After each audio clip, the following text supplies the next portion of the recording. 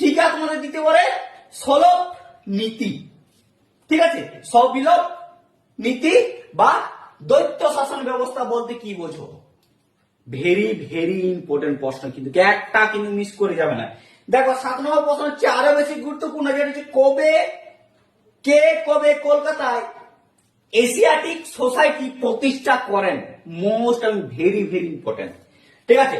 দেখো 8 নম্বর প্রশ্নটি আরো বেশি গুরুত্বপূর্ণ, তোমাদের পড়তে চলে যাওয়া হয়তো অলরেডি পড়ে গেছে, মিলিয়ে নিও। দেখো দস্তখত কি, অথবা সূর্যাস্ত আইন কাকে বলে, অথবা ইলবার্ট বিল বিতর্ক কি?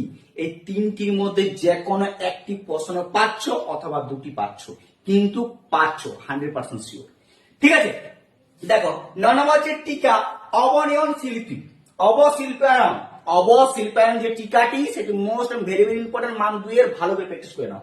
দেখো অথবা দিয়ে সভা সমিতি যুগ কাকে বলে, অথবা উল গুলান কি? সভা সমিতি যুগ কাকে বলে, অথবা উল গুলান কি?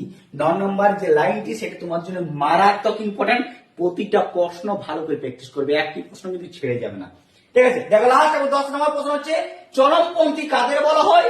নব্য আন্দোলনের বলতে কি বুঝছো? নব্য ব্যঙ্গ আন্দোলন বলতে কি বুঝছো? 10 নম্বর প্রায়টি আরো বেশি গুরুত্বপূর্ণ। এই যে তোমাদের 10 নম্বর যে 10টি মান 2 এর সাজেশন দিলাম অষ্টম শ্রেণী তোমাদের জন্য, প্রতিটা ভালো করে প্র্যাকটিস করো। আর অলরেডি তোমাদের মান 3 এর মান 5 এর আমার চ্যানেলে ছাড়া আছে, সেগুলো তুমি যদি না দেখে থাকো ভালো করে দেখে নাও আমার পেজে গিয়ে, অথবা ডিসক্রিপশনে লিংক দিয়ে দেবো, সেখান থেকে তোমরা দেখে নিতে পারো। আর চ্যানেলটিতে নতুন হলে সাবস্ক্রাইব করতে ভুলো না। সাজেশন গুলো ভালো লাগলে বন্ধুদেরকে অবশ্যই শেয়ার করে জানাও। আমি আশা করছি তোমাদের